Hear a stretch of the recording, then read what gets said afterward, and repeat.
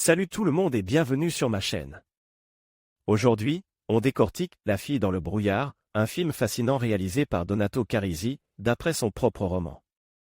Un premier film qui ose, une mise en scène originale, une exploration inhabituelle des personnages et une esthétique singulière qui sort des sentiers battus.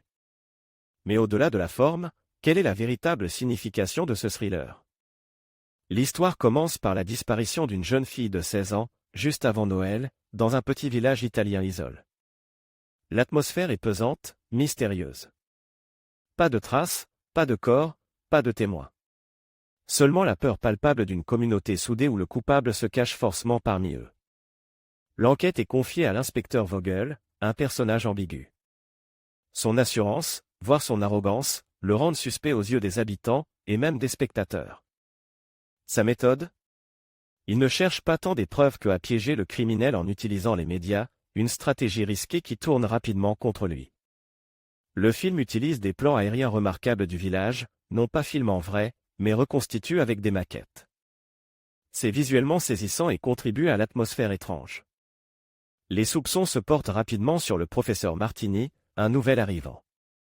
Sa voiture a été vue près du domicile de la victime. Vogel le cible, le presse, et les médias, qu'il a lui-même utilise, se jettent sur lui, le condamnant avant même le procès. Sa réputation est détruite, sa famille affectée, et il reçoit une compensation financière importante après sa libération faute de preuves. Alors, quel est le message du film? La fille dans le brouillard met en lumière le pouvoir immense et parfois destructeur des médias. Leur influence sur l'enquête, sur la vie des individus, est omniprésente et inquiétante, une réalité amplifiée dans notre monde actuel. La fin réserve son lot de surprises. Une série de meurtres est révélée, le véritable coupable étant un docteur apparemment respectable. Mais le twist final est surprenant, Anna, la jeune fille disparue, a finalement été tuée par le professeur Martini, qui a imité le tueur pour obtenir l'argent de la compensation. Il a sacrifié une vie pour de l'argent, révélant une absence totale de valeur morale.